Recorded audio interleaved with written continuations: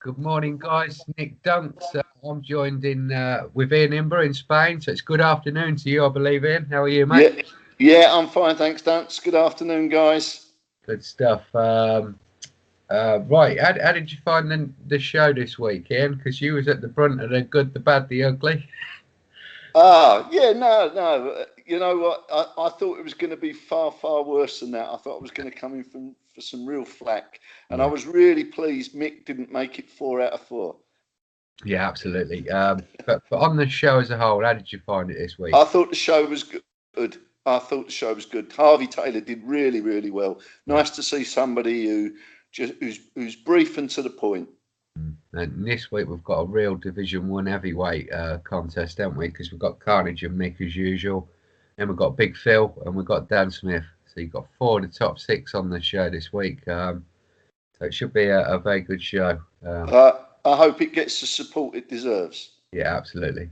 Right, Ian, we're going to crack it. Tell us about last week, mate. What was the results last week? It was a disastrous week for both of us last week. We need to improve, otherwise we're going to have to be replaced. I beat you 6-5, and the running total now is 19-15 to me. Oh, blimey, I need a good week. I need a Yeah. good week. I've looked at them, and some of these fixtures we've picked this week are quite tricky as well. So let's see how we get on. Go on in, Ian. You open up for us this week with your fixtures, mate. Okay, so I'm going to start in Division 1 with 8th place Everton at home to 13th place Huddersfield. Andrew Lane managing Everton and Roche, as we all know, at Huddersfield. Everton 1 loss in 5, and he's just bought Vigal for 90 as a 91 rated, but he's without Alvarez, who's injured. He's an 86. Roche 2 wins and 2 draws in the last 4 games, starting to get back to the form and consistency we know he's more than capable of. He's still got Robin injured, which is a real blow because he's one of his star players, and no buys of late. And we're going to sit on the fence on this one and go for a 1-1 draw. Yeah, good shout. Andrew's doing good things at Everton. A couple of people pointed out to me because I highlighted a Division One manager this week who I thought was a little bit inactive. That's just my opinion. I might have got it wrong. That's just. And someone pointed out Andrew. I'd like to point out Andrew don't have Facebook, but he is active on the feed, lads, and he's doing a good job at Everton. So I think that irons that one out. Andrew's okay. I think he's doing a very good job at Everton. They're in 8th. Roche's 15th, like you said, but he is starting to look like the Roche last season again, which makes him dangerous. He will miss Robin, but I've just got a feeling he's got that grip between his teeth again, and he's coming, and I think he's going to snatch this 2-1. Okay. Yeah, I am going back to the point you made about Andrew. I am amazed when I go through. I think we cover about 10 games. I'm amazed there's always someone's name as a manager pops up, and I think, Yeah, who's that? You yeah, know. yeah, So it just showed there's still a lot of guys that yeah. we don't hear of very often. It's a shame Anyway, because they're missing out on so much on the Facebook pages, aren't they? Because the news feeds are dying slowly, and it's all on the Facebook page, and they must think TFSL. Well, what's all the hype about? Because they're missing what's actually going on the Facebook pages, which is sad, really. But for sure, and I think Johnny Carnage is a testament. He's only just been able to go onto yeah, Facebook, and yeah, he's loving it. He's yeah, posting yeah, all the time. yeah, Yeah, yeah. Because he was another who thought the news feed was dead, and he didn't that's know right. what was going on, and now Yeah, it's opened his eyes. Yeah, yeah. yeah. Okay. Into Division 2, a big battle down the bottom between 18th place Sunderland and 17th place Villa. David Garvock at Sunderland and Simon Toombs at Villa. David's got no injuries or suspensions. He's had no wins but 4 draws this season, so he'll be looking to open his account. And he's only bought recently 77 to 80 rated youngsters, nobody else. Simon's got no injuries or suspensions. He's not made any purchases. He's had 2 wins this season. Surprise result was not in his last match, but the game before when he beat Brighton. And if he can rediscover the form that he played against Brighton, I think he's going to win this 1-1-0. Yeah, yeah. Want to praise David Garvock. He's the guy who does all the division manager reviews with his book. Tremendous stuff. brilliant. A lot of Yeah, time goes into that. So yeah. top marks there, David. I can't praise you enough for that. I really enjoy it. Simon, like you say, struggling really at 17th, but he is starting to win a few games now, which makes him dangerous. I think he's just starting to find his way, and I've gone the same. I think he's going to nick this 1-1. Okay. And then we go to Division 3, and I've chosen Bolton. Seem to be picking a lot of the games down the bottom. Yeah, Bolton, who's 17th, against Hamilton and 19th. yeah, Surprised to see Bolton down the bottom. Five straight defeats managed by Nick Otham. They've got Skirtle and 88 out injured, and they've made no purchases in the transfer market. mm, Hamilton, managed by Ahmed Abden, 2 draws in the last 6, no injuries or suspension, and no transfers this year. yeah, 2 clubs that seem to be a little bit unloved at the moment. Maybe I'm wrong, no. but that certainly seems to be the case. But I think Bolton are too strong for Hamilton, and I forecast they're going to win this one 2-0. But well, I just want to build on what you just said there with Bolton. Bolton, when I come into this game, well, they was top 2. The managers in Division 3 now is immense. It's one of the top divisions. I'm not just saying that because I'm in it, but it is. And I never hear much from Nick Otham. I don't know what he's up to. And it's not a witch hunt on the Otham brothers because me and Kev have had words before, but now me and Kev are actually friends and we talk on Facebook quite a lot. He's a good guy, Kev. And what I said to him at the time about his activity has made him active. So I hope what I say here with Nick will bring out the same reaction because Nick, TFSL is a great game world, mate. And I never see anything from you hardly at all. It's not good enough. You've got a decent club, a big foundation at Bolton for a Division 3 side, and I rarely see you post anything. You might do the odd comment, but let's see some posts, mate. Yeah, let's get active. Throw a video in. Come back at me. Do anything. Come back at me. Answer what I'm saying. Anything.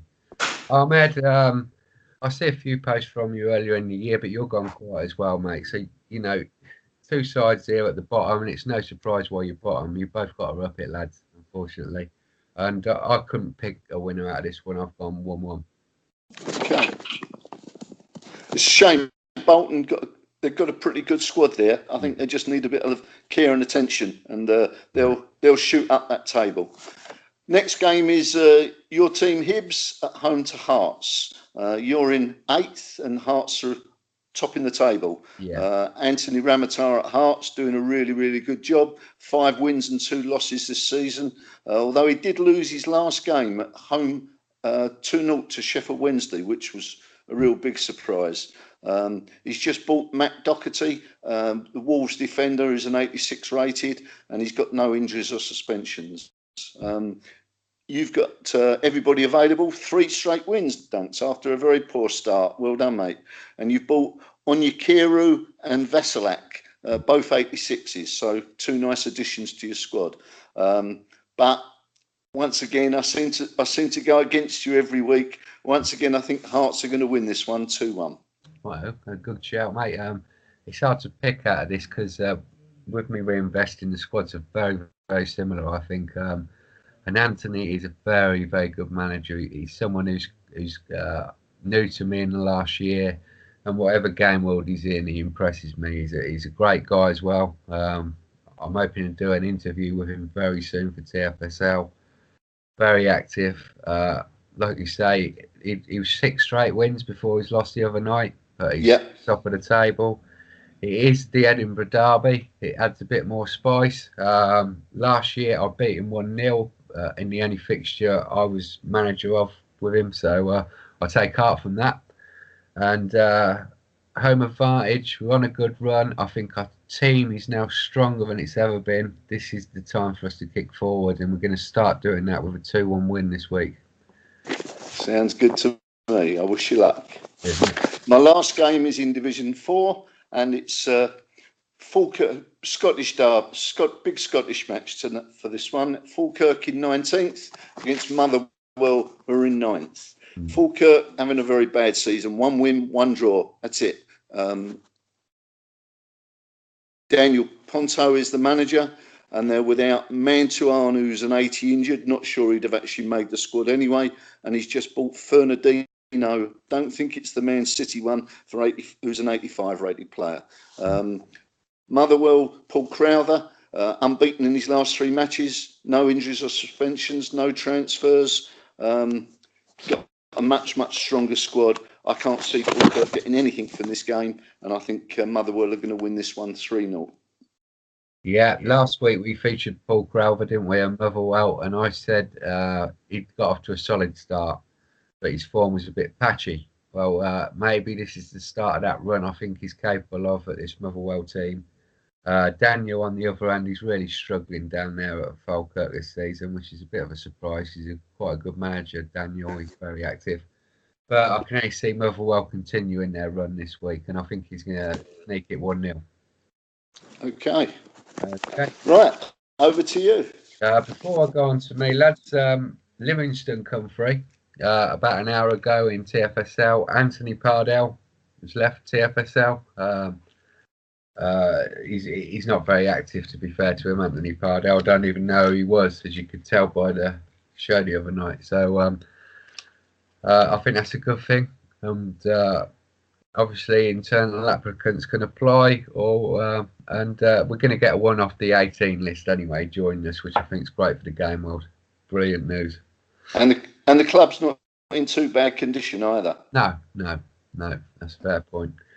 Right, on to mine then. So the big game of the day I'm going to kick off with for me, and it's Arsenal versus Liverpool. Arsenal in 6th place under Mick.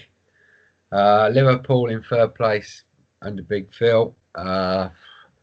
Now I've looked it all up, and Mick's got a big player out. I can't remember who it is now. Who's the player out for Mick? Can't think. One of his new Muller. I'm sure. All right. Muller's out, which is a big loss for Mick. It's a big game. Mick's, like I said, he's in 6th place. Phil's in fine fettle at Liverpool, going really well. But I think Mick might just nick a draw this week. Phil I've gone for. Sorry, what was that? 2-2, mate. 2-2. Yeah. Okay, I think that's a very brave shout. Mick's lost 3 of his last 4 games, which is really surprising. And Liverpool are unbeaten. So I think they're going to carry on being unbeaten, and I make it a 2-0 win for Liverpool. Okay. Great. Sorry, Mick. On to Division 2, and this is another mouth-watering clash for me. These guys, Glenn at Southend and Cam at Reading, have both been in this community from day one. Okay, so this excites me when 2 old heads, because there's not many of us about now. A lot of the old heads have been replaced by new hungry guys who enjoy this amount of SM we're in. So to see 2 old guys go at it, who's with us at the start, it is quite exciting. And Southend are brilliant this season. They're on fire. They're top of the league. And you've got Cam's Reading, who won Division 3 last year, beating Glenn in the process. But it's Glenn who's having the better season of the 2 so far. It's really tough to call this one. I think it's going to be a 1-1 draw. Okay. Yeah, Southend are actually unbeaten. They've got off to a very good start. Made some good purchases. Reading, a little bit inconsistent, even though they're 6th. I think Southend are going to win this one 2-1. Yeah, good shout, mate. Right, on to the next game, which is your game, mate. It's a real tough game, this one. Swansea under Daniel Hughes, won 6 in a row, and you're the other end of the spectrum, mate. You've lost 6 in a row, so it's a brutal game. You could have done with an easier one, I think. Having said that, I know he was very unlucky in midweek. Very unlucky not to get some out of that game. And I think you're going to run him close again. But I think Daniel's going to win this one too. Okay. Yeah, we were unlucky in midweek. We were 2-0 up against Brighton early in the second half. And then they got 3 goals. There was no change of formation by them. And there was no change of formation by me. So I don't really know what happened. That was one of the strange ones. You don't often see a team lose a 2-goal lead, but I do tend to do well against the big clubs, so let's hope I get that repeated again this week. I can't put myself down for a win, but I think I'm going to get a point, so I forecast a 1-1 draw. Yeah, yeah, good shout, mate. And I wish you good luck, mate, because I know you Yes, I need it. so definitely. Uh, so then we go into Division Three. My game of the day was Derry under Martin Walters versus Hull's Nath Strick. Hull under Nath are just starting to maybe find a bit of form after a very disappointing start for Nath, let's be fair. And you got Derry, who have been in fine form. To be sixth, they was in the top three, I believe, at one point, but he got a point in midweek to get back on track. A brilliant start from Martin. Well done, mate. And I think you're going to get back on track this week and beat Nate. I've got you down to win this one 3-1 to Derry. It's a very good shout. Derry just taken 1 point from his last two games, so slipping a little bit. And Hull only one defeat in their last four games. So as you quite rightly said, picking up.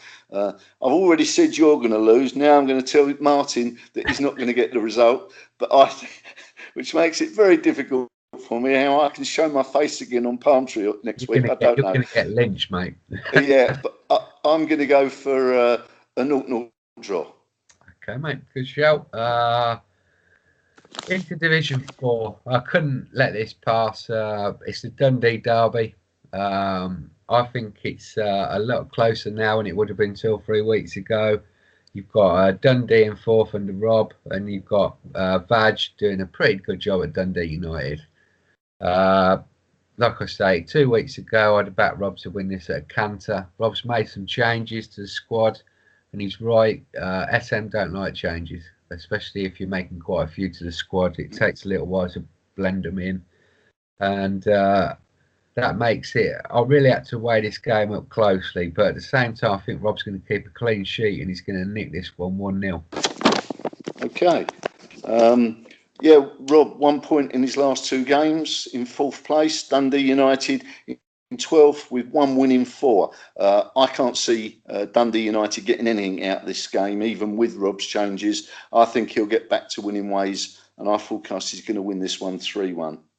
Okay, great stuff. Good luck with the predictions there. Not too much, but anyway, you know. And you? I'm off to the rugby for the afternoon. My day off SM today. One more thing on Sunday nights now. I'm going to do a quick results show for TFSL. I'm going to go live. Stay tuned for that. It may be by doing that, it just takes that little bit of time away from the TFSL Thursday show as well, where we don't have to go back in so much depth if I've already covered it, because there's so much to discuss on Thursday night show. Going back sometimes takes up quite a bit of time, and it's so action packed. I'm trying to keep it to the hour, but I think by going back all the time, we're going to struggle to do that. But we can still talk about a few games from Sunday. But by me going live every Sunday, I think that helps Thursday night show as well, long term. So that's my plan. Okay. I'd just like to say a couple of short things. First of all, your TFSL show is really, really good. It would be nice to see some managers on from the 3rd and 4th division. We don't seem to see very many. It all seems to be from 1 and 2. So that would make a nice change, guys, if you're out there to want to join these shows. And the last thing is we do these shows for the audience, not for our benefit, you know. And it would be nice if we got some feedback. Doesn't have to be positive. We both got broad shoulders. If it's things you don't like, tell us. But you know, I think last week we had on our Palm Tree show we had 15 or 16 people view. It's not enough, you know. This takes up a lot of time, a lot of research. All the shows do. You know, I haven't even had time for a shave this morning.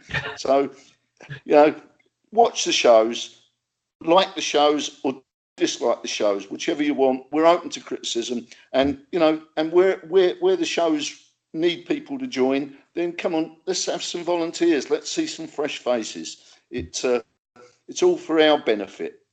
It's all for the team and the league's benefit. It's not for us as individuals. That's right. Yeah, we're not doing it for ourselves. We're doing it for the game world. Exactly. We obviously enjoy doing it, but it brings something different to the game world. And come on, let's lock in. Say, crack on. Yeah. Okay, that wraps up the show today. Okay. Have a great weekend, guys. Hope you get your results tomorrow you're all hoping for, and watch out for me going live about 10 p.m. tomorrow night. Cheers, guys. See you Have a later. good weekend, guys. Thank See you, you. thanks.